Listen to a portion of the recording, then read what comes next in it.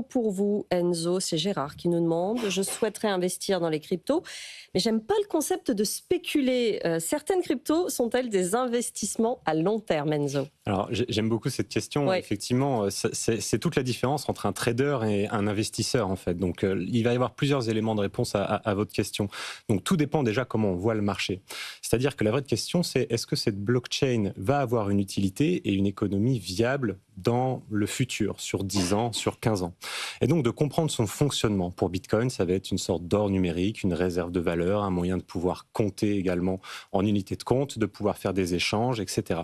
On a une neutralité politique. Bref, il y a tout un tas de concepts à bien comprendre pour pouvoir se dire si effectivement c'est spéculatif ou si je fais un investissement. Si je prends l'exemple d'Ethereum, c'est de l'infrastructure qui va pouvoir me permettre de m'exposer à la tokenisation, au RWA, à la DeFi, à différentes choses. Et donc, à partir du moment où je vais rester investi, par exemple, un peu plus long, donc en termes d'horizon d'investissement, déjà je vais être moins un spéculateur parce que je vais avoir compris le projet. Et puis je vais avoir un horizon d'investissement qui va en fait me permettre d'être un investisseur. Donc ce qu'on va distinguer généralement, c'est donc le rationnel. Est-ce que je fais un coup ou est-ce que j'investis parce que j'y crois et j'y reste? Est-ce que j'ai un horizon d'investissement long ou court? Est-ce que je me base sur le prix actuel de ce token ou est-ce que je me base sur son potentiel de croissance?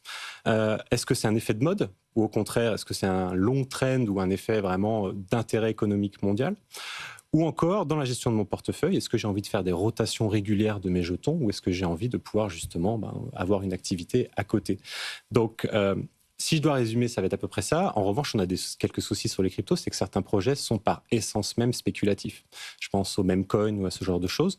Donc, c'est également le jeu de ce marché. Il y en a à peu près pour tout le monde. Donc, la première étape, je dirais, c'est de bien comprendre le jeton et en fait, ensuite, son profil d'investisseur. Si vous achetez pour vendre demain, quoi qu'il en soit, même si c'est sur un token de qualité, vous serez un spéculateur. Oui, quoi qu'il arrive. Je sais, je me souviens de Claire Balva il y a plusieurs années qui m'avait dit le Bitcoin, c'est du très long terme, c'est du 10 ans. Et c'est vrai qu'aujourd'hui encore, quand on me demande des conseils sur pourquoi j'investirais en Bitcoin et si je veux le retirer dans un an, c'est la première question, c'est quand je le retire. Non, non.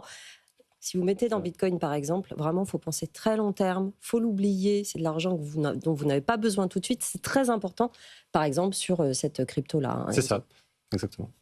Une question pour vous, Morgane. C'est Anna qui nous demande si elle peut acheter des cryptos via ChatGPT. Oui, tout à fait. Alors,